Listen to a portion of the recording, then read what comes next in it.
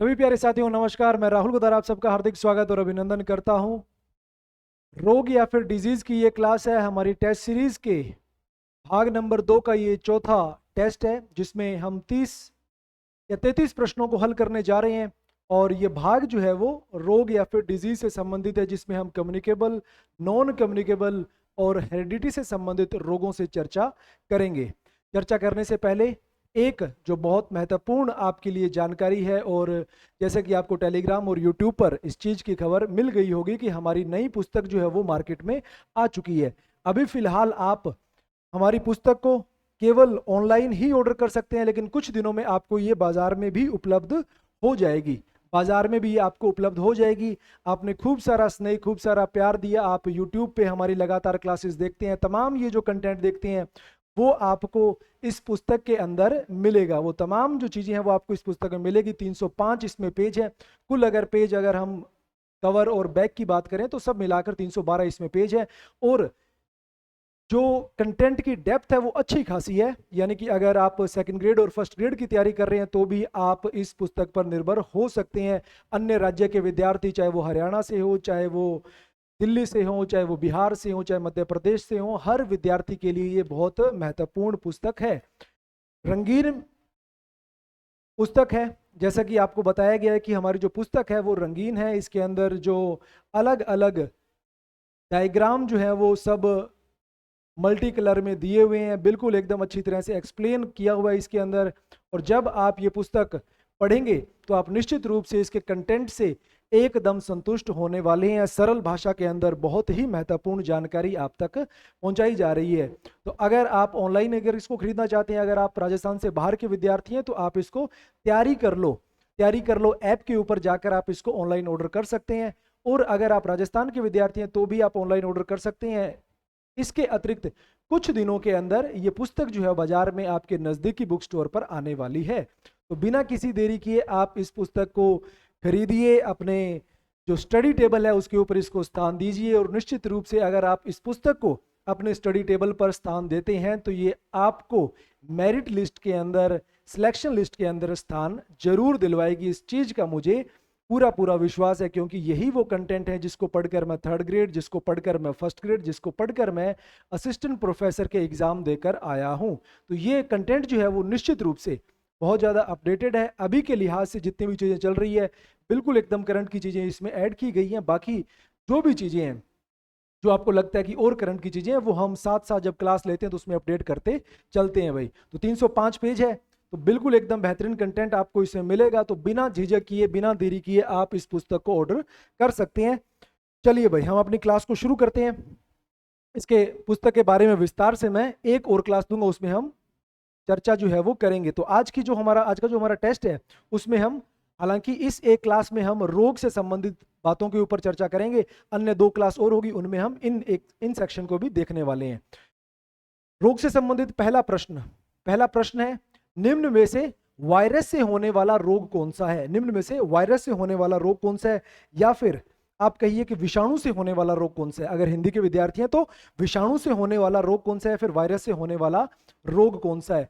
आमतौर पर एक प्रश्न ऐसा पूछ लिया जाता है कि जहां पर आपको ये कैटेगरी, जो कैटेगरी बनी है हमारी कि बैक्टीरिया है, वायरस है, प्रोटोजोआ है, फंगस है, उनमें से किस कैटेगरी से ये रोग जो है वो आता है।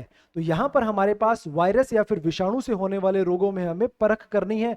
यहाँ पर हैजा है, कुष्ठ रोग है, तपेदिक है, चिकन पॉक्स है। हैजा के बाद आप कुष्ठ रोग, जिसको आप लिप्रोसी के नाम से भी जानते हैं, तपेदिक जिसको आप ट्यूबरक्लोसिस के नाम से भी जानते हैं, और चिकन पॉक्स, इनमें से कौन सा वो रोग है जो वायरस से होने वाला है। तो यहाँ पर वायरस से होने वाला रोग कौन सा है? Chicken pox. यहाँ पर वायरस से होने वाला है, चिकन पॉक्स है, स्मॉल पॉक्स है। ये सारे के सारे रोग जो है वो किससे होने वाले हैं? वायरस से होने वाले हैं।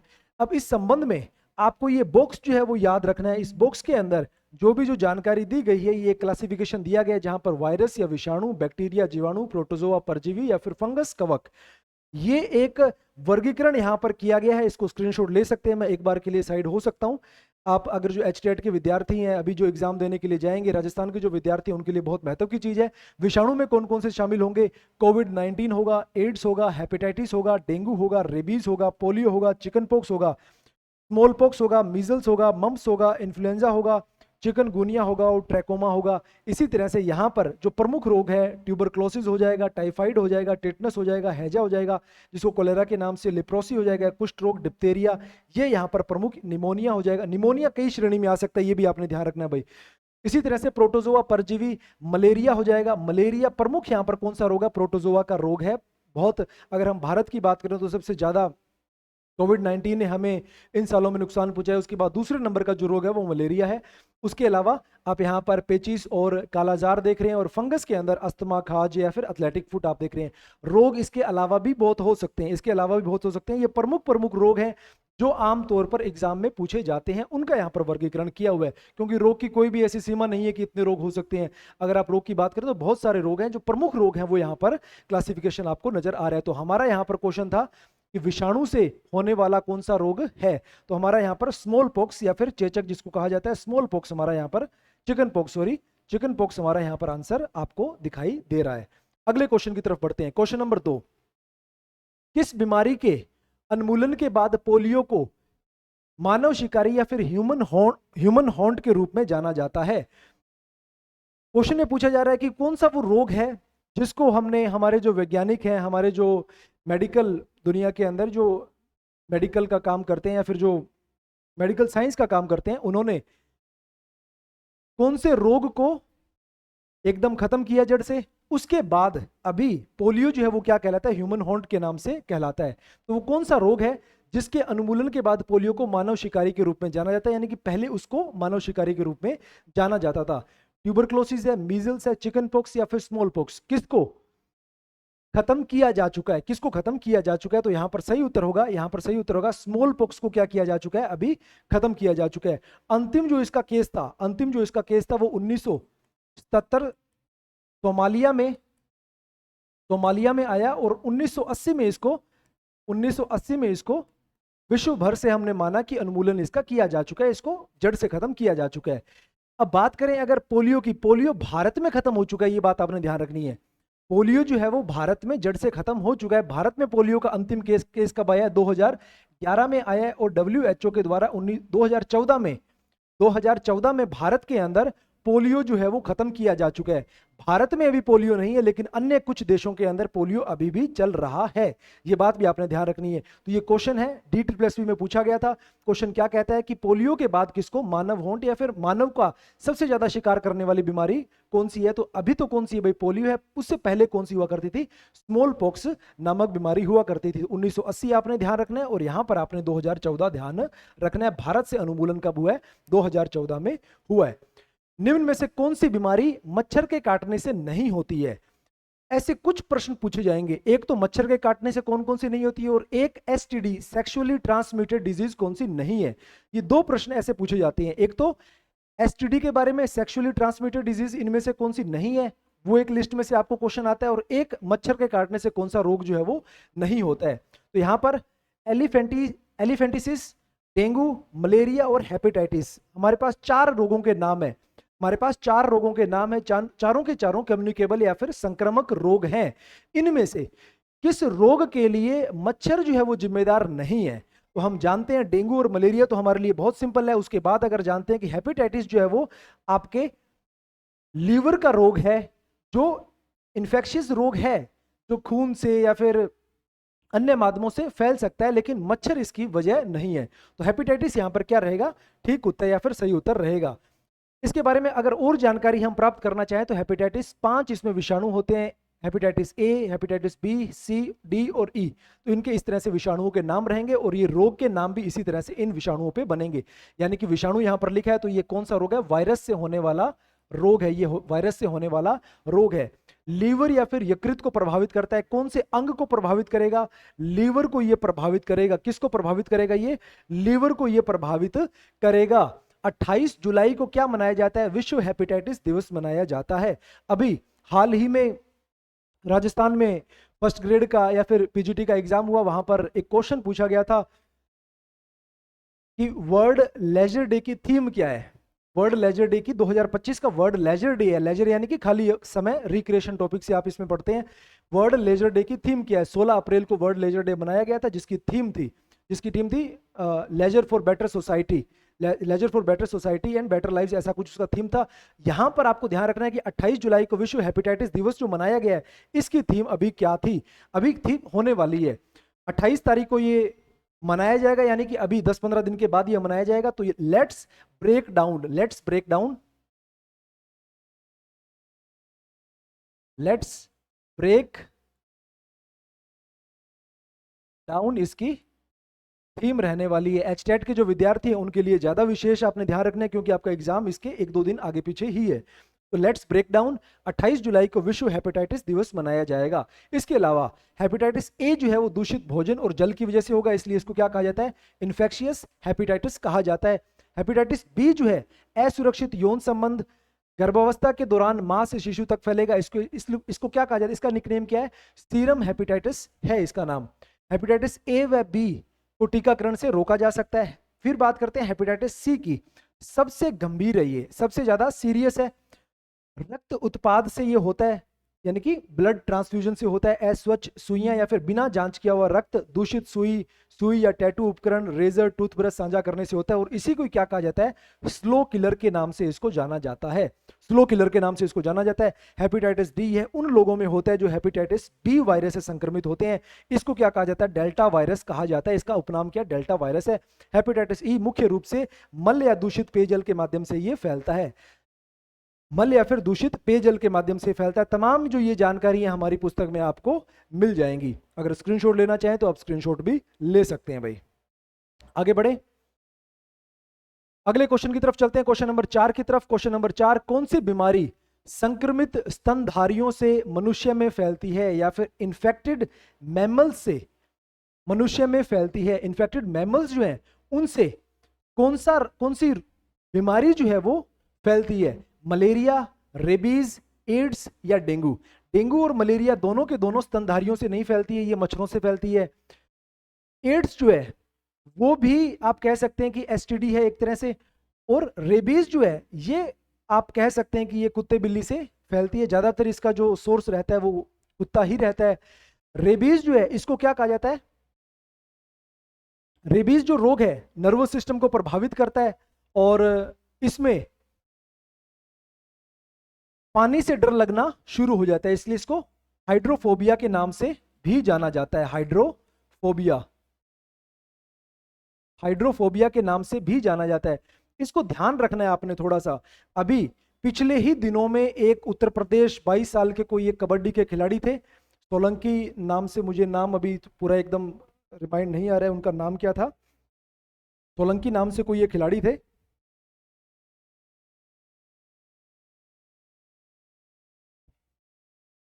ब्रिजेश सोलंकी, ब्रिजेश सोलंकी नाम से खिलाड़ी थे। तो उनका देहांत हुआ है पीछे, अभी कुछ ही दिन पहले की बात है, ये ब्रिजेश सोलंकी नाम से खिलाड़ी थे, उनका देहांत हुआ रेबीज की वजह से। कोई एक कुत्ते का छोटा बच्चा था, उनको वो रेस्क्यू करके घर लाए, तो वो घर लाने के दौरान उसने उनके हाथ पर या फिर उनके शरीर पर कोई जख्म कर दिया, और उनकी लापरवाही की वजह से उन्होंने उस पर ध्यान दिया नहीं, और उसकी वजह से अब इसके बारे में कहा जाता है कि रेबीज वैसे तो ठीक हो सकती है, ट्रीट हो सकती है, लेकिन जब एक बार सिम्टम आपको नजर आना शुरू हो जाए तो उसके बाद इसको ट्रीट करना आसान नहीं है, फिर ट्रीट नहीं किया जा सकता। सिम्टम आने से पहले पहले इसको ट्रीट किया जा सकता है। तो वहां पर वो एक असावधानी हुई, तो हाइड्रोफोबिया, पानी से आपको डर लगता है, आप पानी से दूर भागते हैं, हाइड्रोफोबिया इसका उपनाम है। और स्तनधारियों से ये मनुष्य को हो सकते हैं, अन्य जानवरों को हो सकते हैं। और इस रोग के अंदर क्या होगा कि अगर सिम्टम्स आ जाएं तो बहुत ज्यादा फैटल, बहुत ज्यादा सीरियस ये रोग हो सकता है। तो ध्यान रखना है आपने कौन सा रोग है, ये रेबीज रोग है। और अभी ब्रिजेश सोलंकी नाम से जो खिलाड़ी हैं उनका देहांत भी हुआ है। तो आगे आने वाले जो एग्जाम है उनके अंदर आपने ध्यान रखना है कि हमारी ही कम्युनिटी के एक व्यक्ति यानी कि स्पोर्ट्समैन को ही इस एक रोग की वजह से नुकसान उठाना पड़ा है। एड्स से संबंधित है, यहां पर एड्स का फुल फॉर्म आपसे पूछा जा रहा है, acute immune deficiency syndrome, acquired immune deficiency syndrome, acquired human immune deficiency syndrome, या फिर acute isolate deficiency syndrome. AIDS की फुल फॉर्म क्या है, acquired immune deficiency syndrome. Acquired, A से एक्वायर्ड, आई से इम्यून डेफिशिएंसी सिंड्रोम। अब यहां पर 2018 के अंदर 2018 के अंदर जो केवीएस का एग्जाम हुआ था वहां पर लगातार 2 प्रश्न पूछे गए थे। एक के अंदर उन्होंने पहले पूछा उन्होंने एड्स की फुल फॉर्म। अब एड्स की फुल फॉर्म पूछी तो वहां पर बच्चा दिमाग लगा लेगा कि यहाँ पर 4 अक्षर हैं, यहाँ पर 4 अक्षर आ रहे हैं। उसके जस्ट अगला प्रश्न या फिर एक प्रश्न छोड़ के उन्होंने एचआईवी की भी फुल फॉर्म पूछ रखी थी। एचआईवी की फुल फॉर्म पूछ रखी थी। अब एचआईवी की जब फुल फॉर्म आएगी तो वहां भी बच्चा सेम ट्रिक से एग्जाम के अंदर जब आप बैठते हैं तो आप हर समय आप कई बार क्या होते हैं कि जैसे आप जादू देखते हैं तो जादूगर के हाथ को देखकर आप मोहित हो जाते हैं, ठीक उसी तरह से एग्जाम में भी जिस तरफ एग्जामिनर आपको ले जाना चाहता है उस तरफ आप चल पड़ते हैं। एड्स को एक्वायर्ड इम्यून डेफिशिएंसी सिंड्रोम आपने किया, उसके बाद एचआईवी का क्वेश्चन आया तो एचआईवी के नीचे जो ऑप्शन दिए हुए थे उसमें उन्होंने चालाकी की कि उनमें एक ऑप्शन में या 2 ऑप्शन में उन्होंने 3 अक्षर ही डाले। लेकिन यहां पर क्या होगा, ह्यूमन इम्यूनो डेफिशिएंसी एक साथ लिखेंगे और वायरस एक साथ लिखेंगे, यानी कि 2 शब्द यहां पर बीच में एक साथ होंगे और ये शब्द बनेंगे कितने, 3। एचआईवी ह्यूमन इम्यूनो डेफिशिएंसी आई से बनेगा और वायरस वी से बनेगा, यानी कि इसमें भी 4 शब्द हैं, इसमें भी 4 शब्द हैं। ये लिखा 4 शब्दों में जाएगा और ये लिखा 3 शब्दों में जाएगा। ये भूल आपने नहीं करनी है। Acquired immune deficiency syndrome ads के लिए है और एचआईवी के लिए human immuno deficiency syndrome virus, immuno deficiency virus. तो इम्यूनो डेफिशिएंसी को एक साथ वी से आई से डिनोट किया जाएगा। ये आपने ध्यान रखना है कि एचआईवी को ह्यूमन इम्यूनो डेफिशिएंसी वायरस के नाम से डिनोट किया जाएगा और एड्स के लिए 4 शब्द होंगे। ये दोनों के अंदर आपने फर्क यहां पर ध्यान रखना है। विश्व हेपेटाइटिस दिवस कब मनाया जाता है, अभी हम इसको पढ़कर आ रहे हैं। 28 जुलाई को ये दिवस जो है वो मनाया जाता है और इस बार की थीम क्या है, लेट्स ब्रेक डाउन। इस बार की थीम क्या है, लेट्स ब्रेक डाउन इस बार की थीम रहने वाली है। क्वेश्चन नंबर 7, स्लो किलर के रूप में कौन सा जाना जाता है, ये भी अभी हमने किया हेपेटाइटिस ए, बी, सी या डी। तो यहां पर हमने सही उत्तर देखा है हेपेटाइटिस सी जो है उसको कहा जाएगा। बी को आप सीरम हेपेटाइटिस के नाम से जानते हैं, डी को डेल्टा हेपेटाइटिस और ए को आप इन्फेक्शियस हेपेटाइटिस के नाम से जानते हैं। क्वेश्चन नंबर 8 की तरफ मैं बढ़ता हूं। कलर ब्लाइंडनेस में व्यक्ति किन रंगों में भेद नहीं कर सकता, या फिर जिसको कलर ब्लाइंडनेस होती है उसको कौन से 2 रंग जो है वो दिखाई नहीं देते हैं, लाल और पीला नहीं दिखाई देते हैं, लाल व हरा नहीं दिखाई देते हैं, पीला और नीला नहीं दिखाई देते हैं, या फिर नीला काला या फिर नीला रंग उसको नहीं दिखाई देता है। कौन से वो 2 रंग हैं जो उसको दिखाई नहीं देते हैं। अब इसको याद करने के लिए एक सिंपल सी ट्रिक आपने ध्यान रखना, और वो ट्रिक क्या है कि जिसको कलर ब्लाइंडनेस होगी उसको गाड़ी चलाने नहीं देंगे। क्यों गाड़ी चलाने नहीं देंगे, क्योंकि इसको ट्रैफिक सिग्नल के रंग दिखाई नहीं देंगे। लाल और हरा रंग जो है उसको नजर नहीं आएगा, लाल और हरा रंग जो है उसको नजर नहीं आएगा। तो इस तरह से इसको याद कर सकते हैं, लाल और हरा रंग जो है उस व्यक्ति को उसमें भेद जो है वो नहीं कर पाएगा, उन्हें फर्क नहीं कर पाएगा। क्वेश्चन नंबर 9, हीमोफीलिया में, हीमोफीलिया नाम से एक रोग है और ये एक वंशानुगत रोग है। ये एक पीढ़ी से दूसरी पीढ़ी में जाने वाला एक रोग है, तो वंशानुगत रोग है हीमोफीलिया, जिसको क्रिसमस डिजीज भी कहते हैं, जिसको शाही रोग भी कहते हैं, जिसको रॉयल डिजीज भी कहते हैं। आरबीसी की मात्रा कम हो जाती है इस रोग में, रक्त का थक्का नहीं बनता जल्दी से, प्लेटलेट्स की कमी आ जाती है, या फिर नवीन रक्त कोशिका का निर्माण नहीं होता है, या फिर नवीन रक्त कोशिका का निर्माण नहीं होता है। तो इनमें से कौन सी बात ठीक है। यहां पर हीमोफीलिया के अंदर रक्त का थक्का जो है वो नहीं बनता है, प्लेटलेट्स जो अपना काम नहीं कर सकते हैं कि रक्त का थक्का, रक्त जब चोट लग जाती है तो रक्त जो बहता है बाहर उसको जल्दी से रोका नहीं जाता है, जल्दी से इसको रोका नहीं जा सकता है। ये हीमोफीलिया के अंदर होता है, हीमोफीलिया के अंदर ही होता है। हीमोफीलिया 3 तरह की हीमोफीलिया, हीमोफीलिया ए, बी और सी, 3 तरह की ये हीमोफीलिया है। अब इसमें से अगर मान लीजिए कि ये रोग बहुत ज्यादा है तो उसको सी में रखेंगे और बहुत कम है तो उसको ए में रखेंगे। यहाँ पर ब्लीडिंग इनटू जॉइंट्स, जॉइंट्स में ही खून आना हो सकता है, नोज ब्लीड हो सकता है, या फिर आपके अगर त्वचा है उसके ऊपर खरोंच जो है वो आ सकती है, या फिर कट वगैरह लग जाए तो बहुत देर तक ब्लीडिंग जो है वो होती रहती है, बहुत देर तक ब्लीडिंग होती रहती है। 3 तरह की हीमोफीलिया, इसमें से हीमोफीलिया ए है जो मोस्ट कॉमन है और लगभग आप कह सकते हैं कि 5000 लोगों में एक व्यक्ति को होता है। कितने में से, 5000 में से, 5000 में से एक व्यक्ति को होता है। फिर हीमोफीलिया 2 जो है, इसी को हम क्या कहते हैं, क्रिसमस रोग कहते हैं। इसी को अब अगर कभी पूछ लिया जाए, वैसे तो क्रिसमस रोग किसको कहेंगे, हीमोफीलिया को कहेंगे, लेकिन अगर उसमें भी डीप चला जाए कि किस हीमोफीलिया को कहा जाता है क्रिसमस रोग, तो हीमोफीलिया बी को क्या कहा जाएगा, क्रिसमस रोग कहा जाएगा। और ये थोड़ा सा कम कॉमन है। कितना कॉमन, कम से कम 4 गुना कम कॉमन, यानी कि एक व्यक्ति को होगा 20,000 में, 20,000 में एक व्यक्ति को। और हीमोफीलिया सी जो है ये सबसे खतरनाक है, ये सबसे खतरनाक है, लेकिन ये सिर्फ एक व्यक्ति को होगा। कितने में? 1 लाख लोगों में एक व्यक्ति को ये होगा। तो 3 प्रकार के हीमोफीलिया। क्रिसमस रोग किसको कहा जाता है? क्रिसमस रोग हीमोफीलिया बी को कहा जाता है। किसको कहा जाता है? हीमोफीलिया बी को कहा जाता है। अगले प्रश्न की तरफ बढ़ते हैं, क्वेश्चन नंबर 10। लोकजा निम्न में से किस रोग की अंतिम अवस्था है? लोकजा, लोक का मतलब बंद हो जाना, जो का मतलब जबड़े, तो जबड़े जुड़ जाना, जबड़ों का जुड़ जाना, जबड़ों का बंद हो जाना किस रोग की अंतिम अवस्था है? हिंदी में इसको क्या कहेंगे? धनु स्तंभ कहेंगे। हिंदी में इसको क्या कहेंगे? धनु स्तंभ कहेंगे। किस रोग की ये अंतिम अवस्था है? सिफिलिस, टिटनेस, निमोनिया या फिर एड्स? किस रोग की ये अंतिम अवस्था है? किस रोग की ये अंतिम अवस्था है? किस रोग की अंतिम अवस्था है? टिटनेस की ये अंतिम अवस्था है। ध्यान रखना आपने, टिटनेस की ये अंतिम अवस्था है कि जहां पर आपकी जो मांसपेशियां उनमें वॉलेंट्री इनवॉलेंट्री आपकी मर्जी के बिना उसमें कॉन्ट्रैक्शन हो जाता है, उस कॉन्ट्रैक्शन को आप खोल नहीं पाते। Question number 11। पीलिया में कौन सा अंग प्रभावित होता है? जॉन्डिस या फिर पीलिया, इसमें कौन सा अंग जो है वो प्रभावित होता है? कौन से अंग को ये प्रभावित करता है? वैसे आप देखते हैं कि आपकी आंखों का, आपकी त्वचा जो है, इनका रंग जो है वो पीला पड़ने लग जाता है, लेकिन पीला पड़ने लग जाता है, लेकिन कौन से अंग को ये प्रभावित करता है? फेफड़ों को, किडनी को, हृदय को या फिर लीवर को?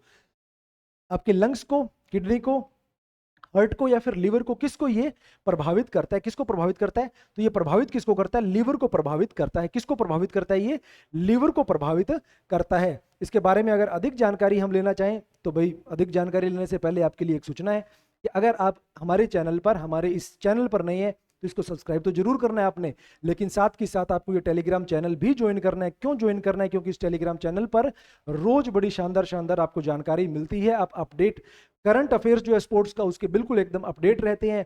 आप जो पुराने हमारे एथलीट्स हैं जिनको यदा कदा एग्जाम्स में पूछा गया है, उनके बारे में आपको जानकारी मिलती है। लेकिन जानकारी सिर्फ ऐसी नहीं मिलती, जानकारी आपको बड़ी खूबसूरत तरीके से मिलती है।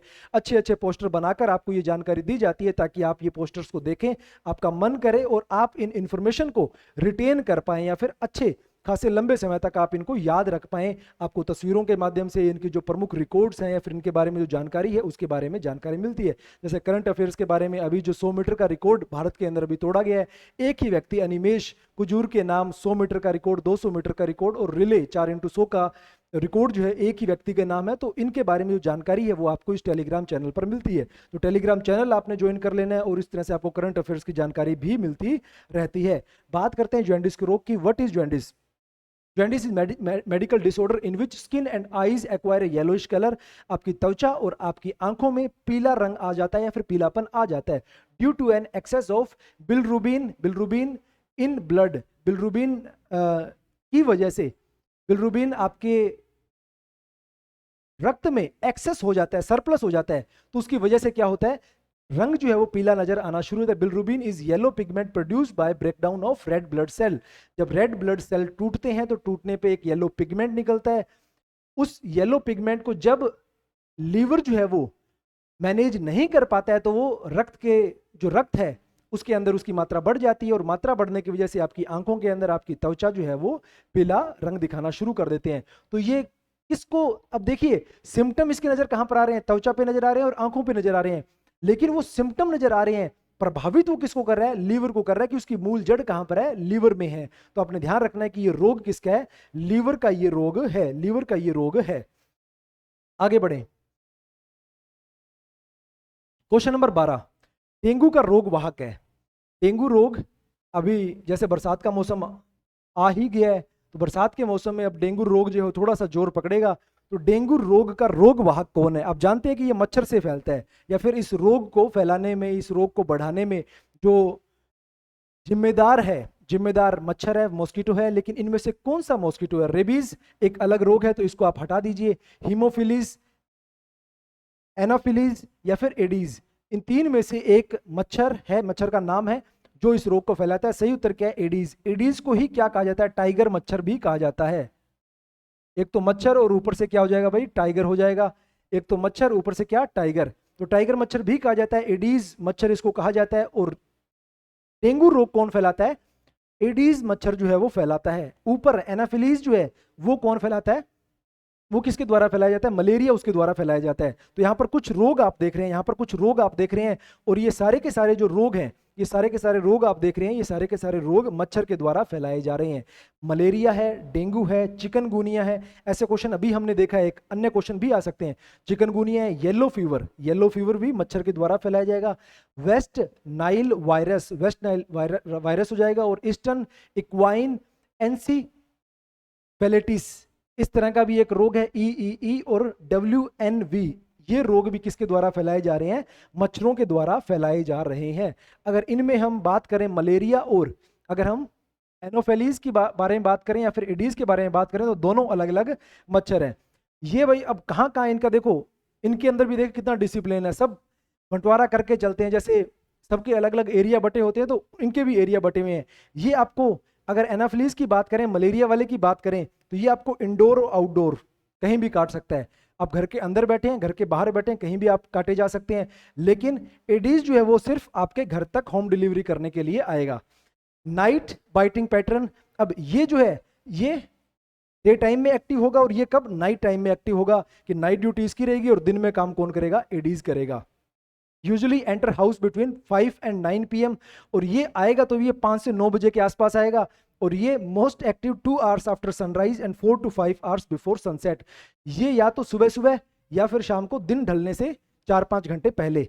डिसिप्लिन देखिए इन दोनों का, और देखिए किस तरह से इन्होंने अपना जो टाइम है वो बांट रखा है। Start biting by late evening, और शाम हो जाने के बाद कौन काटना शुरू करेगा? एनोफेलीज मच्छर जो है वो काटना शुरू करेगा। और peak at midnight to early morning, और आधी रात से सुबह तक प्रमुख काम इसका रहेगा। मोस्ट एक्टिव 2 hours आफ्टर, यहाँ पर bite in daylight and well lit areas at night. और ये चोरों की तरह काम नहीं करेगा, ये दिन के समय काम करता है, और अगर शाम के समय और अगर रात के समय भी अगर ये काटेगा, तो जहां उजाला है वहीं आएगा। अंधेरे में ये अपना काम जो है वो नहीं करेगा भाई। तो दोनों मच्छरों के बीच में आपने क्या करना है? कंपैरिजन रखना है, दोनों का नाम याद रखना है। ये मलेरिया के लिए जिम्मेदार है, और ये डेंगू के लिए जिम्मेदार है।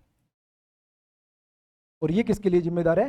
डेंगू के लिए, चिकनगुनिया के लिए, या फिर जिका वायरस के लिए भी यही जिम्मेदार है। जिका, चिकनगुनिया, इन सब के लिए कौन जिम्मेदार है भाई? एडीज मच्छर ही जिम्मेदार है। चलिए आगे बढ़े। अगला क्वेश्चन, क्वेश्चन नंबर 13, निम्न में से संक्रामक रोग नहीं है, कम्युनिकेबल डिजीज इनमें से कौन सी नहीं है, ये आपको पहचान करनी है। ऑप्शन नंबर 1 आपके पास है कलर ब्लाइंडनेस, फिर है रेबीज, फिर है ओबेसिटी, फिर है टाइफाइड। तो यहां पर कौन सा कॉम्बिनेशन ठीक बैठेगा? Colour blindness. ये अब देखिए, कलर ब्लाइंडनेस को क्या कहा जाता है? हेरिडिटी से संबंधित वंशानुगत रोग कहा जाता है। रेबीज जो है ये संक्रामक रोग है। ओबेसिटी को दोनों ही कैटेगरी में रखते हैं। ओबेसिटी आपके लाइफस्टाइल की वजह से भी हो सकता है और हेरिडिटी से भी होता है, तो इसको भी आप संक्रामक रोग नहीं कहेंगे। टाइफाइड जो है ये संक्रामक रोग है। तो ठीक उत्तर यहाँ पर कौन सा हो जाएगा? 1 और 3 यहाँ पर ठीक ऑप्शन आपका बनेगा। तो ऑप्शन नंबर ए जो है वो आपका बिल्कुल एकदम ठीक उत्तर रहेगा। बिल्कुल एकदम ठीक उत्तर आपका रहेगा भाई, बिल्कुल एकदम ठीक उत्तर आपका रहेगा। क्वेश्चन नंबर 14, क्वेश्चन नंबर 14 को देखते हैं। निम्न में से असुमेलित को चिन्हित आपने करना है। Virus, malaria, bacteria, diphtheria, protozoa पेचिस, या फिर बैक्टीरिया हेजा। कौन सा रोग या फिर कौन सा रोग उनके रोग जनक से, या फिर कौन सा विषाणु, कौन सा जीवाणु से होता है, कौन सा रोग जो है वो वायरस से होता है, कौन सा बैक्टीरिया से होता है, कौन सा यहाँ पर सही मिलान नहीं किया हुआ है। निम्न में से असुमेलित कौन सा है, किसका सही मिलान नहीं है, कौन यहाँ पर ठीक ठीक नहीं लिखा गया है। बात करते हैं यहाँ पर, ये सारे के सारे ठीक है भाई, ये सारे के सारे ठीक है। मलेरिया जो है वो किससे होगा? प्रोटोजोआ से होगा। मलेरिया वायरस से नहीं होगा, मलेरिया वायरस से नहीं होगा। तो असुमेलित कौन हो जाएगा? 14 नंबर आपके लिए क्या हो जाएगा? यहाँ पर असुमेलित हो जाएगा।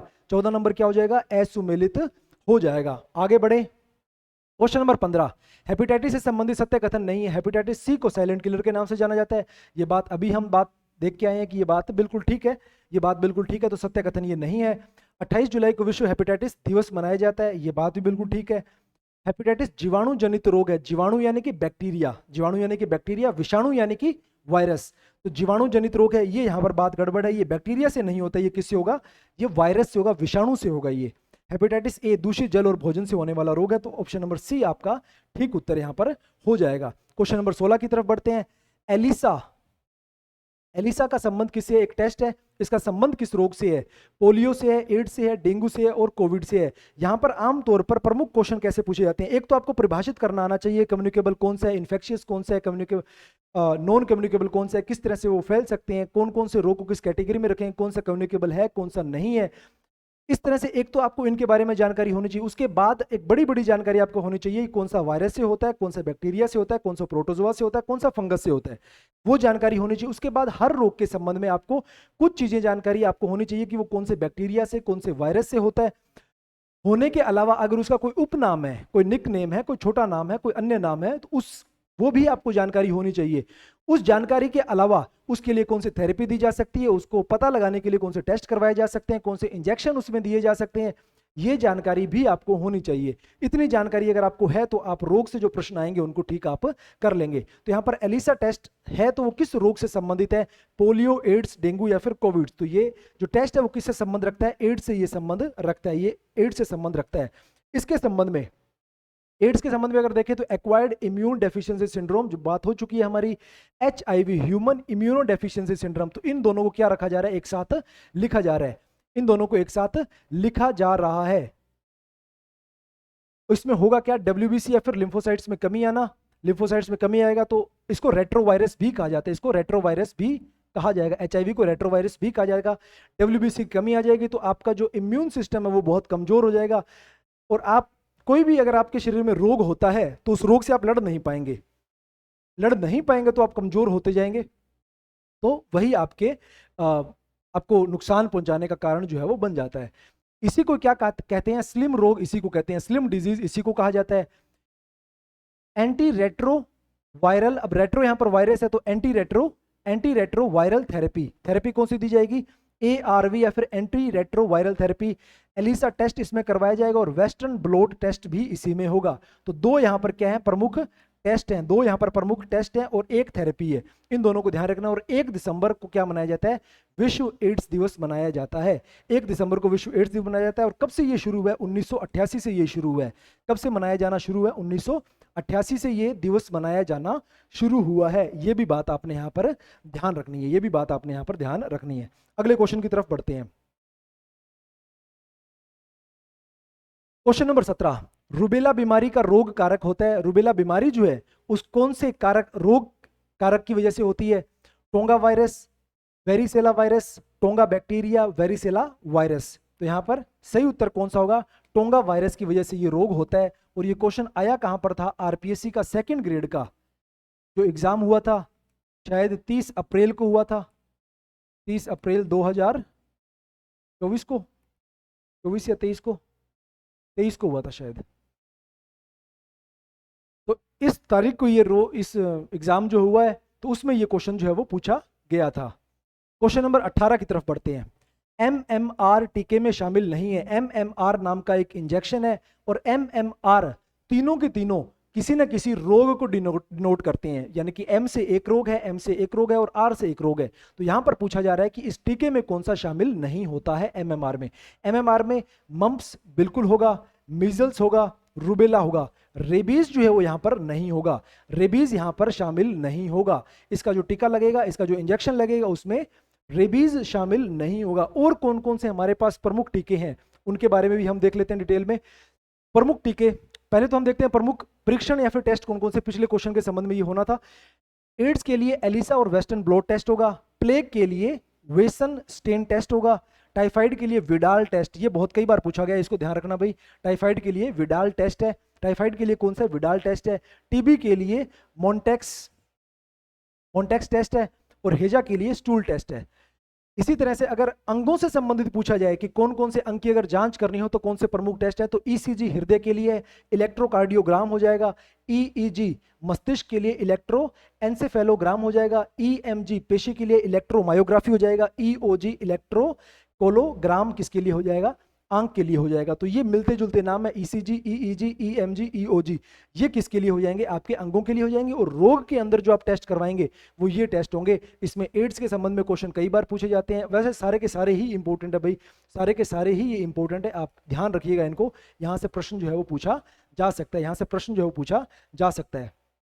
हमारा अभी का जो प्रश्न था वो था कि प्रमुख टीकों के संबंध में। MMR की बात करें तो मीजल्स, मम्प्स, रूबेला या फिर खसरा, कंठमाला, रूबेला, ये 3 रोग कौन कवर करेगा? MMR। DPT का जो इंजेक्शन है वो डिप्थेरिया। अब यहाँ पर P है, पर्ट्यूसिस होगा। पर्ट्यूसिस का ही अन्य नाम क्या है? वूफिंग कफ है। और टिटनस, डिप्थेरिया काली खांसी और टिटनस। वूफिंग कफ का ही अन्य नाम क्या? पर्ट्यूसिस है, वो भी आपने ध्यान रखना है। RVI रोटावायरस, RVI रोटावायरस और BCG टीबी के लिए उपयोग में लिया जाएगा। BCG टीबी के लिए उपयोग में लिया जाएगा। क्वेश्चन की तरफ दोबारा बढ़ते हैं भाई। तो यहाँ पर हमारा सही उत्तर क्या हो जाएगा? रेबीज हमारा यहाँ पर ठीक उत्तर हो जाएगा।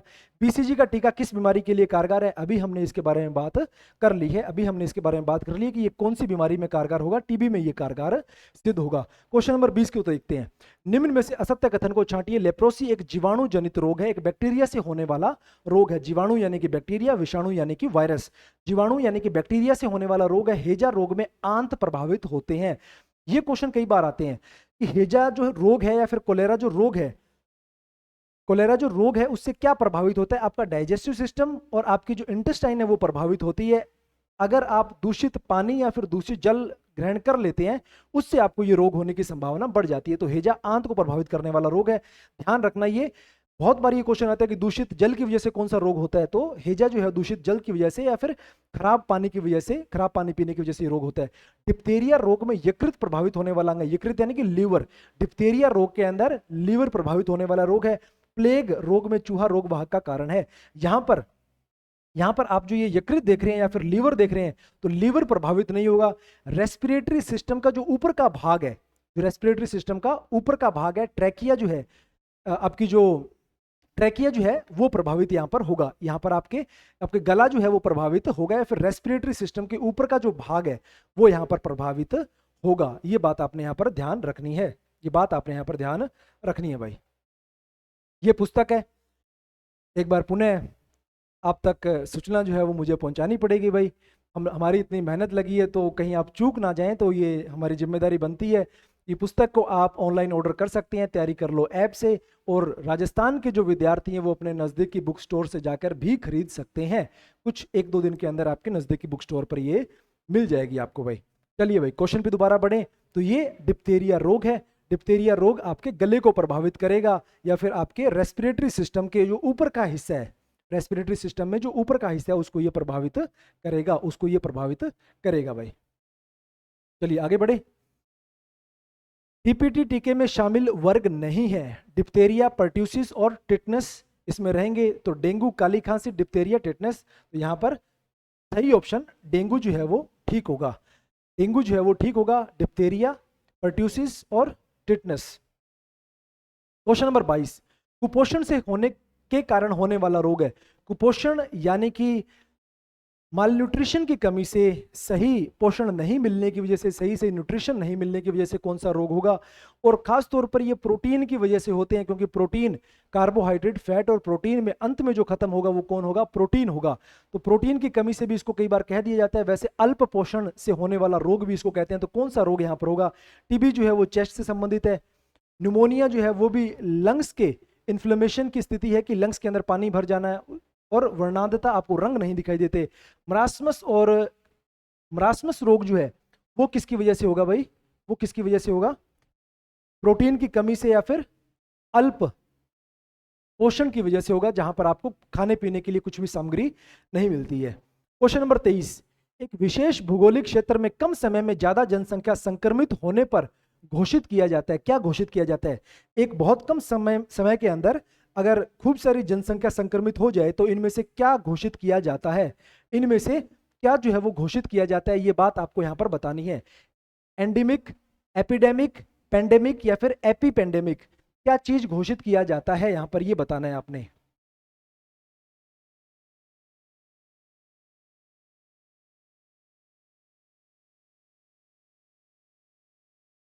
देखिए भाई, जब अभी जब कोविड-19 था तो आपने खूब सुना ये पेंडेमिक, पेंडेमिक, खूब आपने नाम पेंडेमिक सुना। तो लेकिन उसके साथ साथ 2-3 नाम और है, पेंडेमिक है, एपिडेमिक है, तो ये 2-3 नाम और है। तो यहाँ पर क्या होगा जो विशेष अब यहाँ पर एक शब्द क्या आ रहा है, विशेष भौगोलिक परिस्थिति आ रही है। शब्द यहाँ पर ध्यान रखना है, विशेष भौगोलिक परिस्थिति या फिर क्षेत्र में कम समय में ज्यादा जनसंख्या संक्रमित हो जाने पर आप एपिडेमिक घोषित करेंगे। क्या घोषित करेंगे?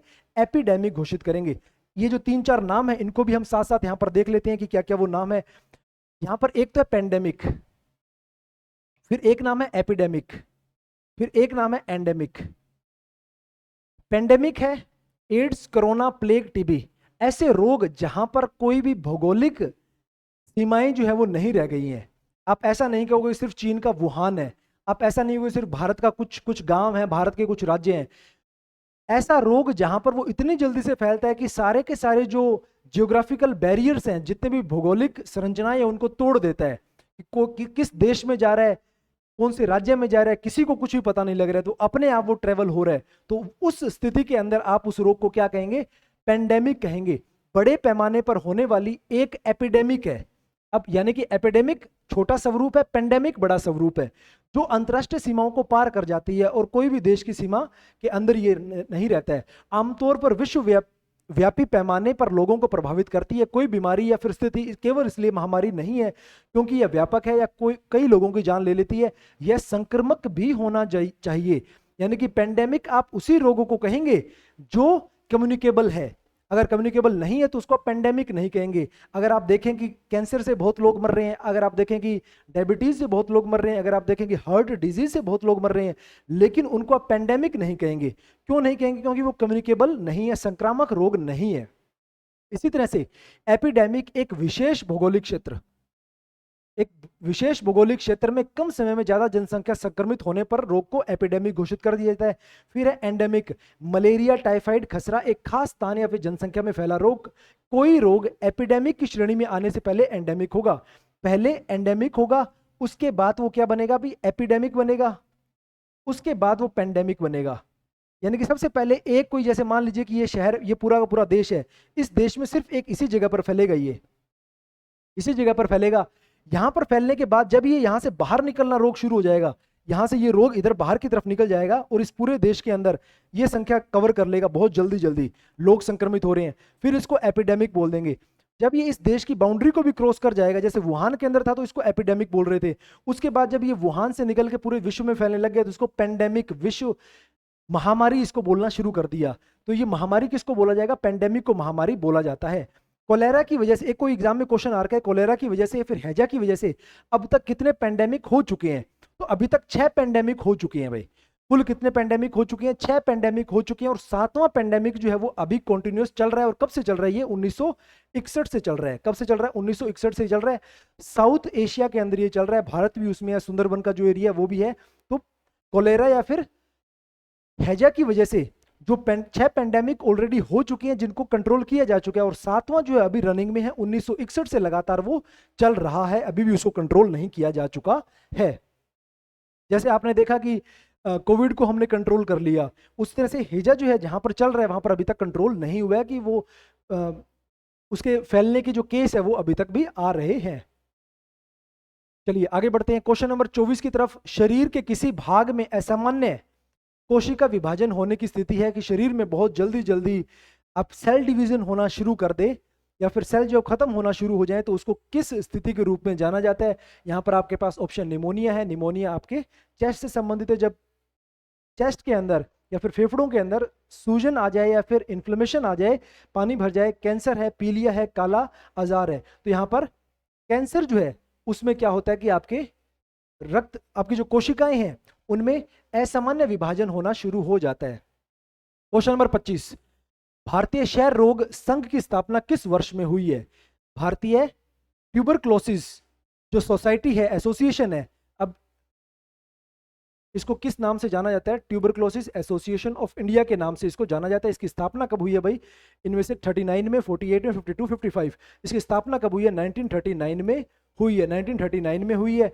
और एक बात आपको यहाँ पर और जो ध्यान रखनी है, एक बात आपको यहाँ पर और जो ध्यान रखनी है, वो क्या बात यहाँ पर ध्यान रखनी है कि स्थापना इसकी 1939 में, 1950 से टीबी सील नाम से एक ये कैंपेन चलाते हैं, टीबी सील नाम से कैंपेन चलाते हैं। और ये कैंपेन 1950 में राष्ट्रपति के द्वारा शुरू किया गया था और अभी तक भी ये चल रहा है, अभी तक भी ये कैंपेन जो है वो चल रहा है और इसमें ये फंड रेजिंग करते हैं।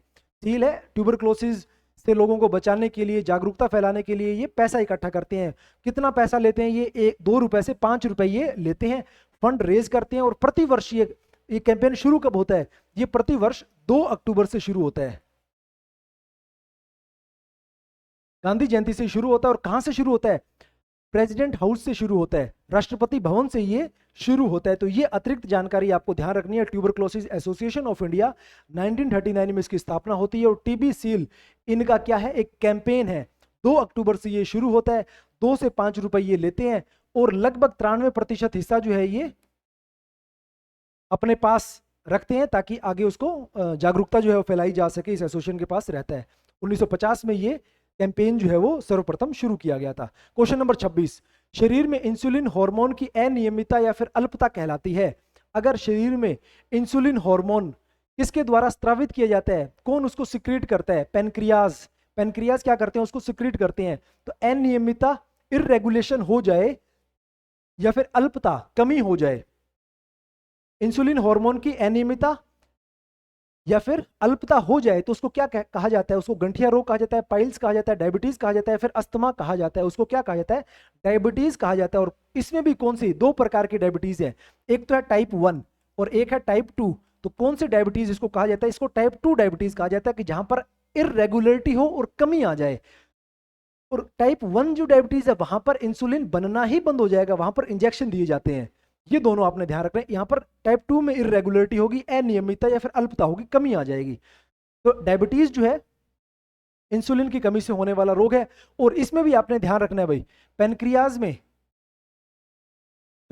में इंसुलिन का स्त्रावण कौन करेगा? बीटा सेल करेंगे। कौन करेगा? बीटा सेल करेंगे, बीटा कोशिका करेंगे।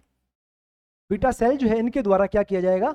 इंसुलिन का स्त्रावण किया जाएगा या फिर सिक्रेशन किया जाएगा। Question number 27, western blot test किस रोग की पुष्टि की जाती है? किस रोग के लिए? अभी हम ये पढ़ के आए हैं कि ये एड्स के संबंध में इसको वेस्टर्न ब्लॉट टेस्ट को उपयोग में लिया जाता है। वेस्टर्न ब्लॉट टेस्ट को एड्स में उपयोग में लिया जाता है। Question number 28, bone marrow test किसका पता लगाने हेतु करवाया जाता है?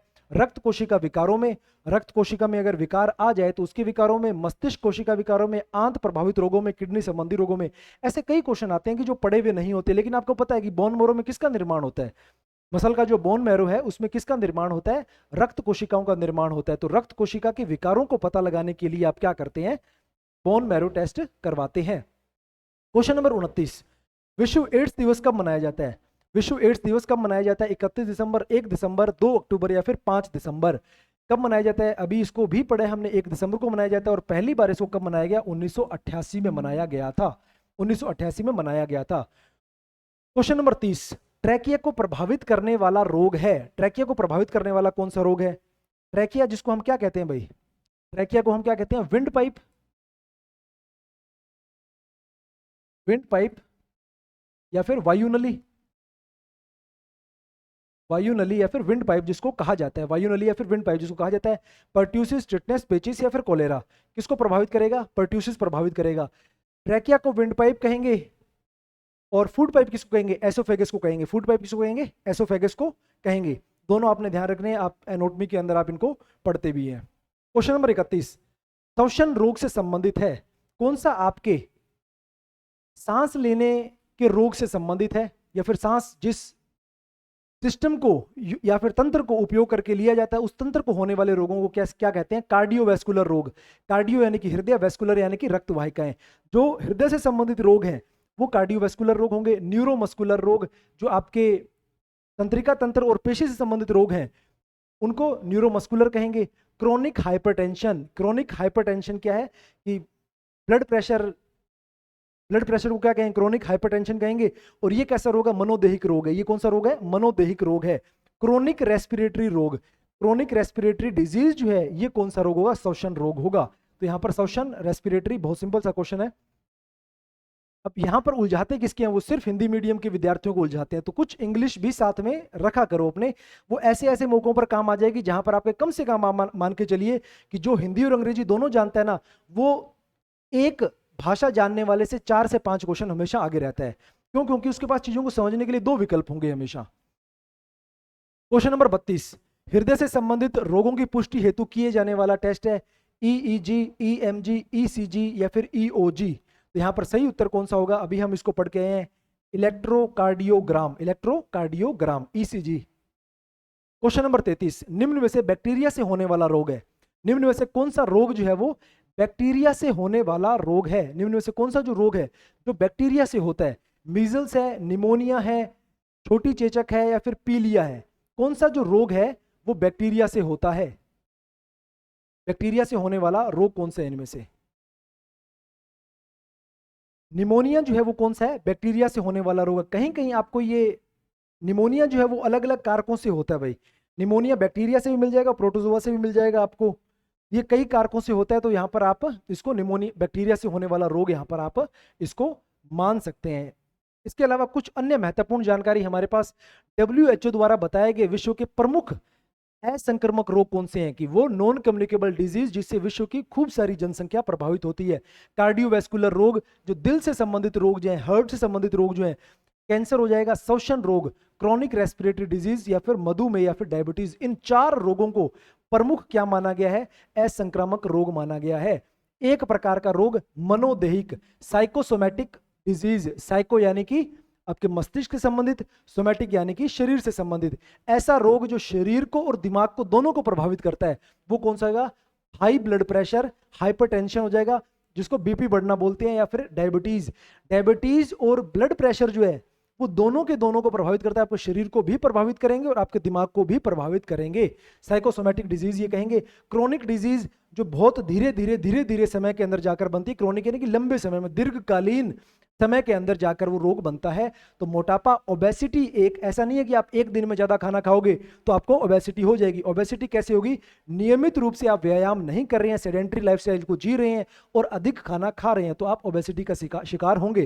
कुष्ठ रोग और कैंसर, ये सारे के सारे कैसे रोग हैं? ये सारे के सारे क्रोनिक डिजीज हैं जो लंबे समय में तैयार होते हैं। लंबे समय में आप जब ध्यान नहीं देते हैं, अपने लाइफस्टाइल को नहीं सुधारते हैं, जांच नहीं करवाते हैं, तो वो ज्यादा खतरनाक होते चले जाते हैं।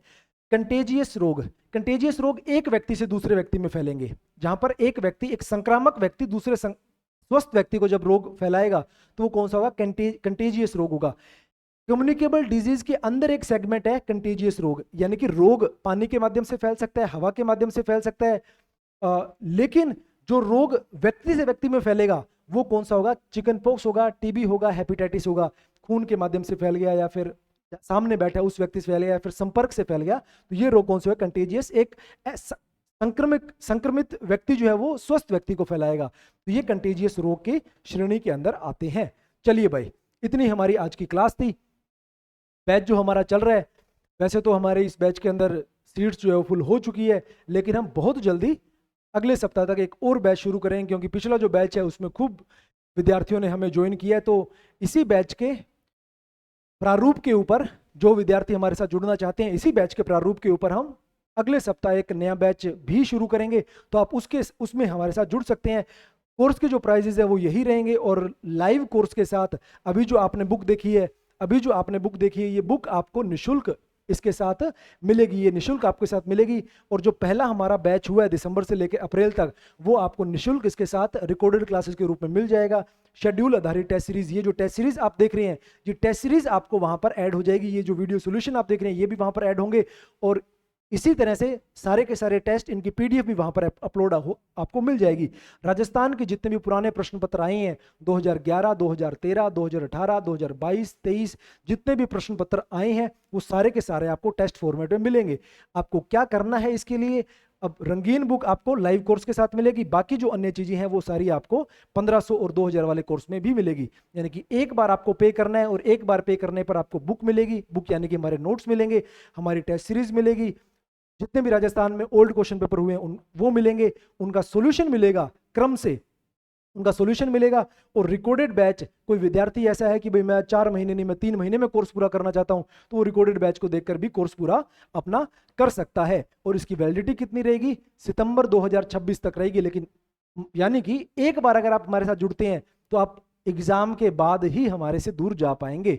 यानी कि हम बिल्कुल एकदम आपको पकड़ के रखने वाले हैं कि अगर एक बार ज्वाइन कर लिया तो आपको हर चीज हम साथ में इसके फ्री देने वाले हैं कि नोट्स हमारे आपको मिल जाएंगे, टेस्ट सीरीज हमारी आपको मिल जाएगी, बैच हमारे मिलेंगे, क्लासेस हमारी मिलेगी, ओल्ड क्वेश्चन पेपर का सॉल्यूशन है वो भी आप हमसे करेंगे। तमाम चीजें हर तरफ से आपकी घेराबंदी कर ली जाएगी, यानी कि आपको हर तरह से आपको सहयोग जो है वो किया जाएगा। ऐसा नहीं है कि सिर्फ नोट्स देके काम चला देंगे, क्लासेस देके काम चला देंगे। Test series, notes, classes, old question paper solution हर प्रकार से आपकी मदद करेंगे, और मदद भी पूरा एक बार पे करना है, और एक बार पे करने के बाद जो मदद रहेगी वो कब तक रहेगी, सितंबर 2026 तक रहेगी।